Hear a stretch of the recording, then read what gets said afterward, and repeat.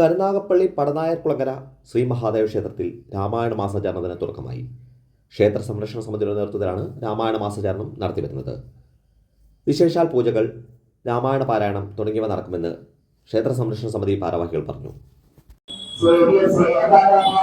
കരുനാഗപ്പള്ളി പടനായർകുളങ്ങര ശ്രീ മഹാദേവ ക്ഷേത്രത്തിൽ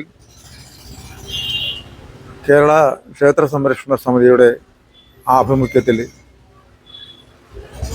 ഏതാണ്ട് 15 വർഷത്തോളമായി രാമായണ മാസാചരണം വളരെ വിപുലമായ രീതിയിൽ ആഘോഷിച്ചു വരികയാണ്. എല്ലാ കർക്കിടക മാസത്തിലും രാമായണ മാസാചരണം, രാമായണത്തിൻ്റെ ആഭിമുഖ്യത, അതിൻ്റെ പവിത്രത, അതിൻ്റെ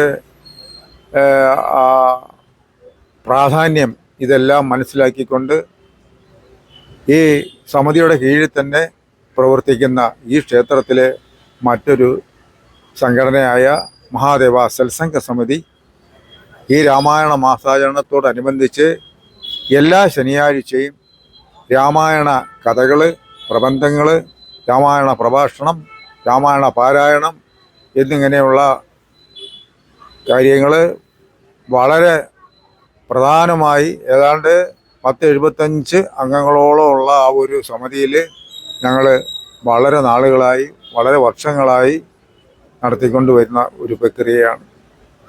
ക്ഷേത്ര സംരക്ഷണ സമിതിയാണ് ഇതിൻ്റെ നേതൃത്വം വഹിക്കുന്നത്. ഈ സമിതിയുടെ പടനായർകുളങ്ങര ശാഖ സെക്രട്ടറിയാണ് ഞാൻ ഏതാണ്ട് 15 വർഷം കൊണ്ട് ഈ രാമായണ പരിപാടി വളരെ വിപുലമായ രീതിയിൽ ഈ ക്ഷേത്രത്തിൻ്റെ മഹത്വം, പവിത്രത മനസ്സിലാക്കി നടത്തിക്കൊണ്ടിരിക്കുകയാണ്.